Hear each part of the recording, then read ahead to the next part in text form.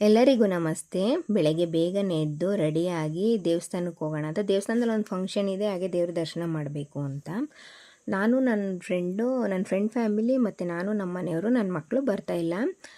ಇಲ್ಲಿಂದ ಹೋಯ್ತಾ ಅಂದವೇ ತಿಂಡಿ ತಿನ್ನೋಣ ಅಂತ ಹೇಳ್ಬಿಟ್ಟು ತಿಂಡಿ ತಿಂದ್ಕೊಂಡು ಹೊರಟ್ವಿ.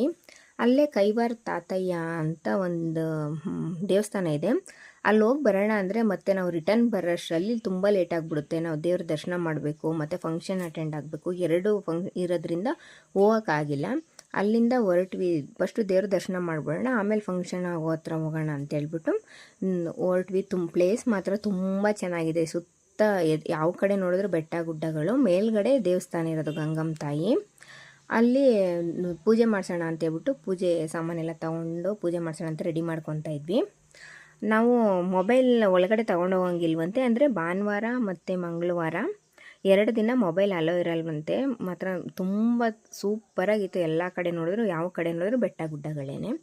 ಹೋಗಿ ಮೇಲೆ ಚೆನ್ನಾಗಿ ದೇವ್ರ ದರ್ಶನ ಮಾಡಿಕೊಂಡು ಬಂದ್ವಿ. ಹೆಂಗೆ ಅಂದರೆ ಅಲ್ಲಿ ಹರಕೆ ಮಾಡಿಕೊಂಡ್ರೆ ಅವರು ಅಂದ್ಕೊಂಡಿದ್ದು ನೆರವೇರಿದ್ರೆ ಕುರಿನ ಬಲಿ ಕೊಡ್ತೀವಿ ಅಂತ ದೇವರಲ್ಲಿ ಪ್ರಾರ್ಥನೆ ಮಾಡ್ಕೊಂಡು ಅಲ್ಲೇ ಅಡುಗೆ ಮಾಡಿ ಊಟ ಮಾಡಿ ಬರೋ ಥರ.